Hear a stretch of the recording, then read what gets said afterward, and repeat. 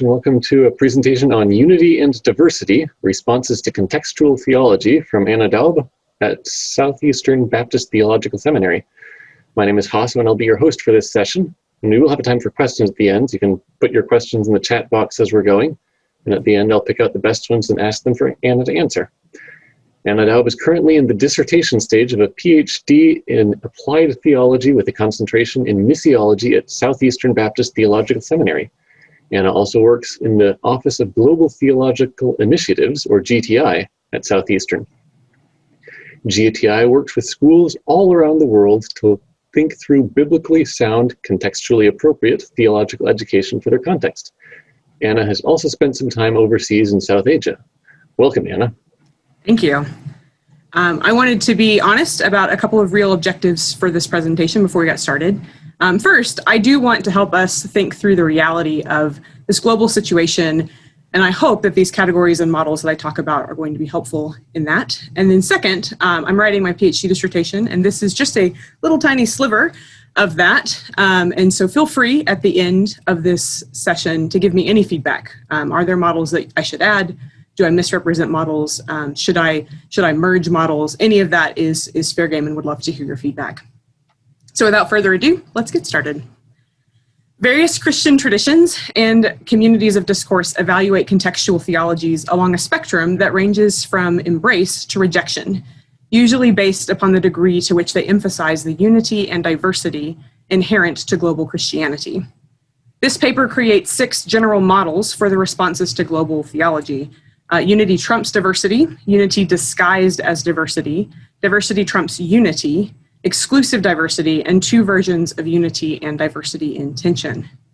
Each subsection will describe the model, focusing on their varied epistemological foundations and worldview, their contextualization model, how they respond to different theologies, as well as offer a brief critique. While this paper will be mostly descriptive, it argues that a version of unity and diversity in tension offers the best path forward for evangelicals within global theological discussions. So first model, unity trumps diversity. Some schools of thought overemphasize the unity of the faith while minimizing diversity.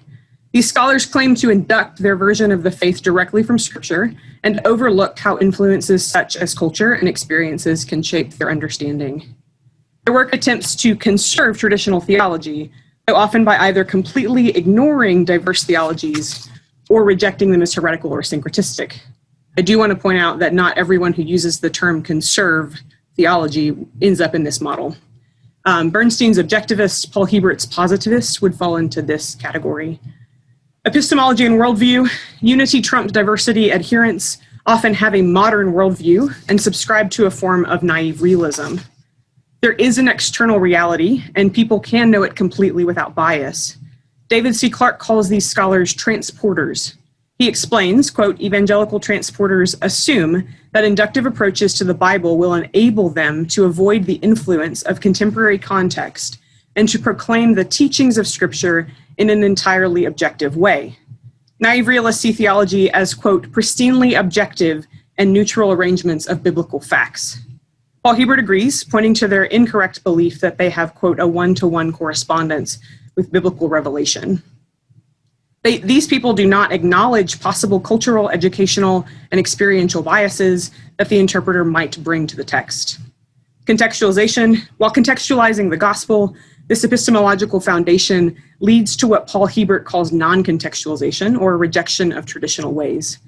Based in the ideals of colonialism and Western superiority, non-contextualization elevates Western civilization and culture and denigrates anything that is different from the Western views. It is, as Paul Hebert quotes, monocultural and monoreligious. Hebert continues, the missionary culture was good, advanced, and normative. Other cultures were bad, backwards, and distorted. Hebert points out that many Protestant missionaries outright, quote, rejected the pagan beliefs and practices of the people they served. They believed they didn't need to contextualize the gospel because Christianity would replace paganism and Western civilization would one day replace other cultures.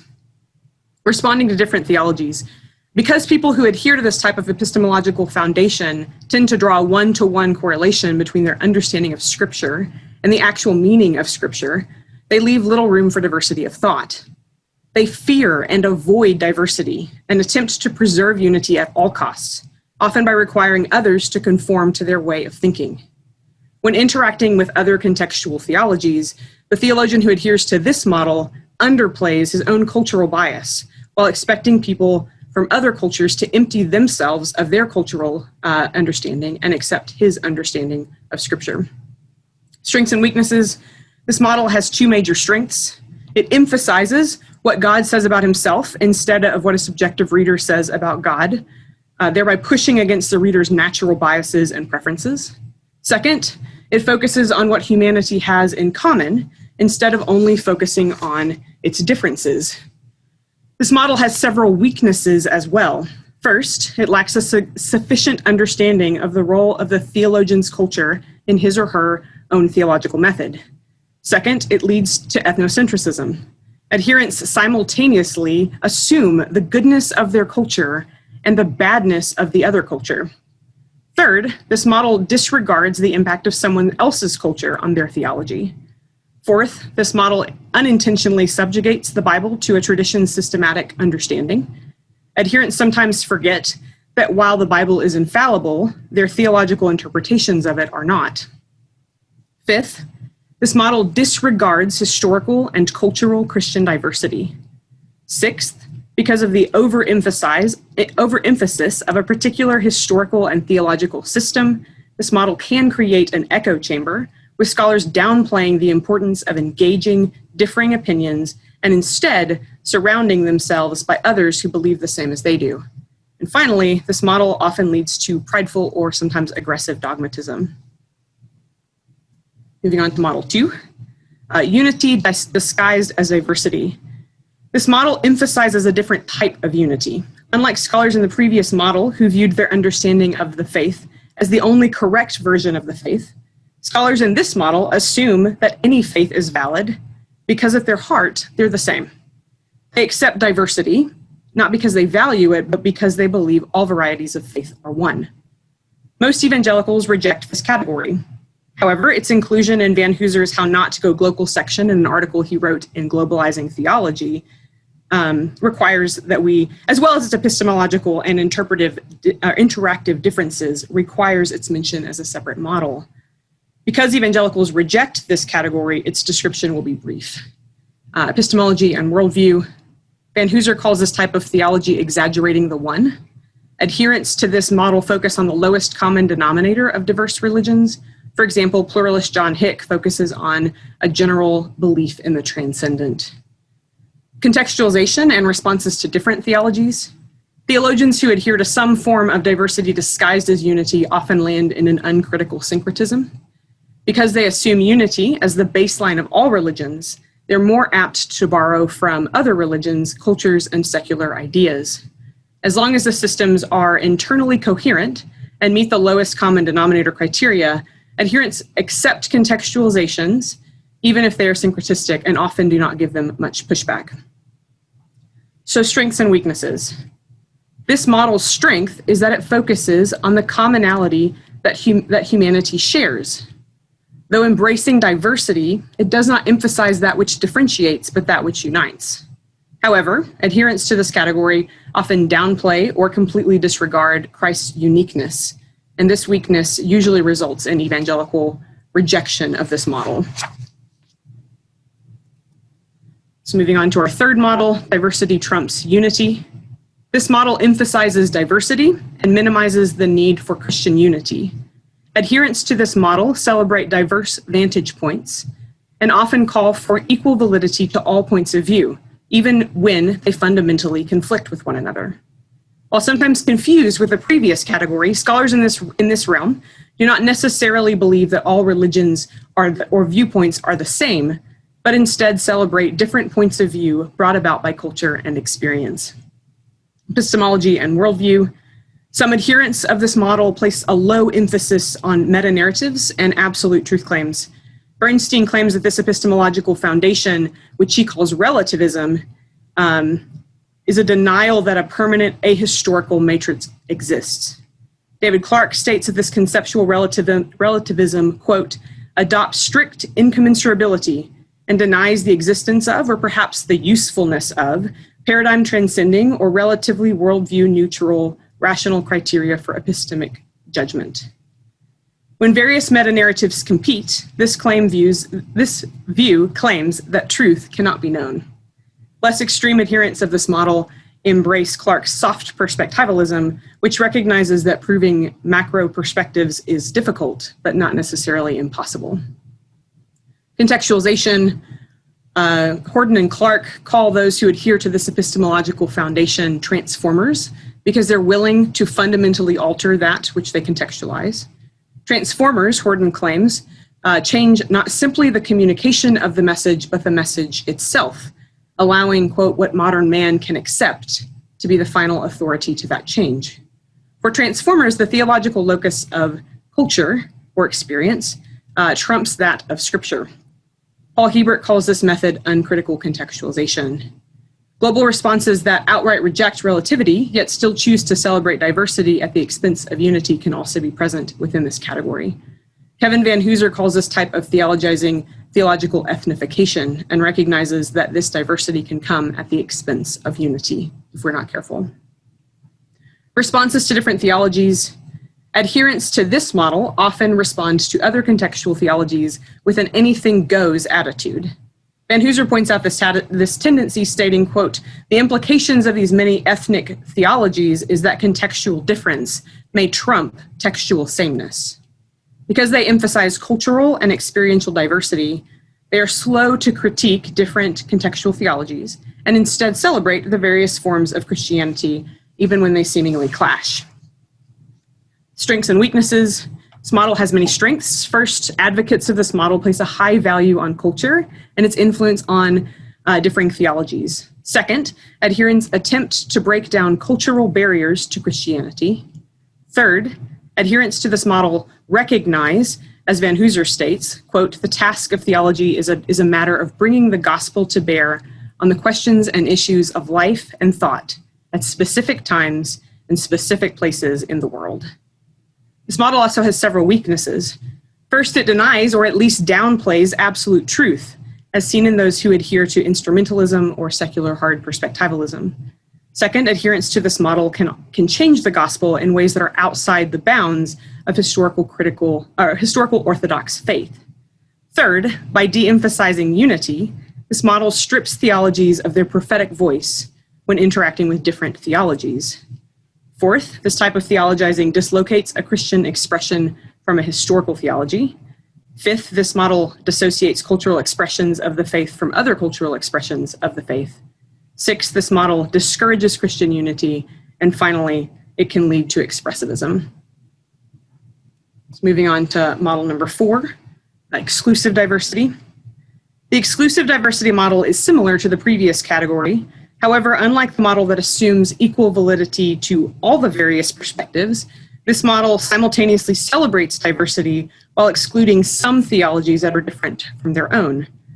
Some postcolonial and liberation scholars may fall in this model. Epistemology and worldview.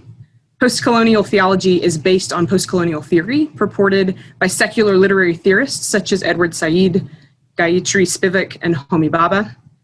Catherine Keller, Myra Rivera, and Michael Nosner describe postcolonialism as, quote, beyond the colonial in all its forms. Postcolonialism is closely linked to decolonization, which attempts to break from the vestiges of colonialism and the more sinister neocolonialism. Adherents to this model celebrate minority diversity while pushing against the overlording majority. Pramod Nayar states, quote, decolonization seeks freedom from colonial forms of thinking to revive native, local, and vernacular forms of knowledge by questioning and overturning European categories and epistemologies. Postcolonial scholars attempt to rediscover minority voices in their own terms. Contextualization, similar to the diversity trumps unity model mentioned above, adherents to this model focus on the cultural locus of theology. They desire to create cultural expressions of the faith in which Christians from previously colonized cultures interact with the Bible and early church theologians, but maybe reject the polluted Christianity brought to them by the colonizers. This model often includes periphery or minority theologies that reject center or majority theologies. However, the opposite can be true. There can be majority voices who exclude minority voices. When considering these, however, in the seemingly exclusive diversity cases in majority settings, theologians might be responding to the unity trumps diversity model and not an exclusive diversity model. In other words, they're not seeking diversity and only excluding a certain theological understanding. They are actually seeking unity at the expense of diversity. Not all forms of post-colonial theology or liberation theology fall within this exclusive diversity model. Some people who adhere to these theologies can fall into categories such as diversity trumps unity or unity and diversity in tension, which we'll talk about in a minute. So to clarify, a scholar's celebration or retrieval of post-colonial voices does not situate them in this model. What situates them in this model is their response to other theologies.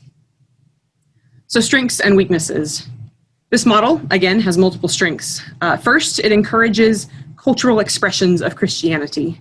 Second, like the diversity trumps unity model that we already discussed, this model breaks down barriers to Christianity.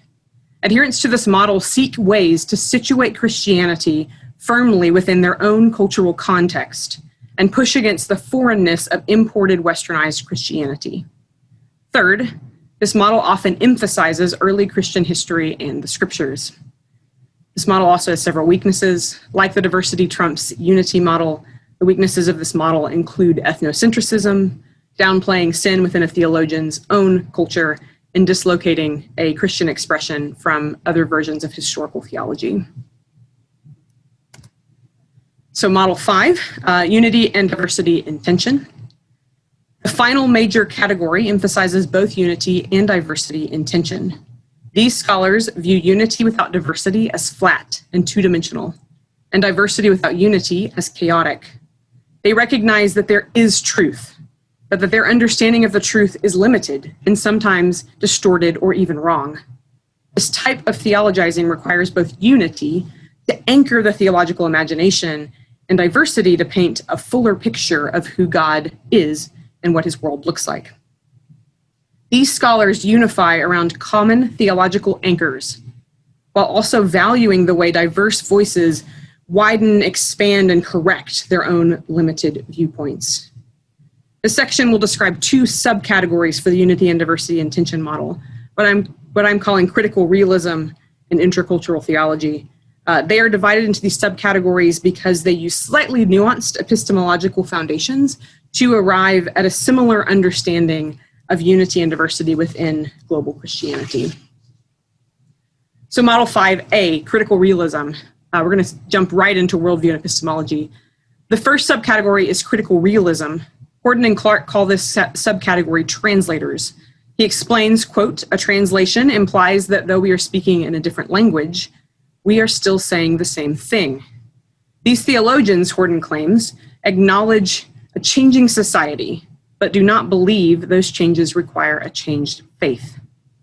Translators do not merely acquiesce to the culture. They strive for theologies that are both rooted in the culture, but also transform the culture. Charles Kraft defines critical realism as the concept that, quote, there are two realities, what God sees, uppercase reality, and what human beings see, lowercase reality. God sees things as they really are. What we humans perceive is relative. We see uppercase reality, but immediately interpret it in ways affected by our own training and experiences as lowercase reality. Truth is knowable, but only in part, and human understanding of truth is influenced by multiple factors. Critical realists believe objective truths about an actual external referent exist. However, a human's understanding of that external referent can be subjective. Therefore, humanity's knowledge of that truth is limited or tainted. Because all theories point to an actual external referent, and that referent is knowable, theologians cannot merely brush over incongruities. Contextualization. Paul Hebert's famous critical contextualization falls within this model. In critical contextualization, quote, the old beliefs and customs are neither rejected nor accepted without examination. Because this process is done internally by a group of believers, different groups can come up with different harmonizable results. Responses to different theologies. This model recognizes both the inherent unity of the faith and the differences that spring forth from humans' various lowercase realities as opposed to the one uppercase reality. The interactions of unity and diversity within the model range from an acceptance of different views to an intentional engagement with different views. Because they understand the limitedness of their perspective, those who adhere to this epistemological foundation willingly engage with different contextual theologies. They hope to learn from and with those who have different theological understandings. Many adherents of this model do hold on to theological anchors as they interact with different theologies. They don't accept everything, but instead look for ways to both grow in their understanding of God and to help others grow in their understanding of God. Those who adhere to this model usually find that engaging different theologies results in a fuller understanding of who God is. Moving on to our other subcategory, Model 5B, Intercultural Theology. The second unity and diversity and tension model is intercultural theology. Intercultural theology arose in reaction to post-colonial critiques of missiology that viewed traditional Christian missions as intrinsically imperialistic and colonial, as well as a recognition of the rise of contextual theology. Intercultural theologians place a high value on diversity while simultaneously seeking what they call mutuality. Epistemology, worldview, and contextualization. For the sake of time, I'm going to lump those in together. Much of the epistemological foundation and worldview of this model corresponds with the overview of postcolonialism given in our past section. For brevity's sake, this paper will not repeat the material here. Contextualization within this model leans heavily on what Brian de Vries calls global contextualization. In this type of contextualization, believers from around the world intentionally engage with different mature churches in order to seek out, quote, maturity and unity in the worship and witness of each local church. Responses to different theology. Intercultural theologians place a high value on interacting with different theologies because of their goal of mutuality. Illow states, quote, each person and each culture has an incomplete story. Each cultural expression of Christianity is incomplete. One narrative of faith, while being complete in itself, does not encompass the whole narrative of faith or revelation. These adherents recognize and emphasize interdependency between peoples and cultural expressions of the faith.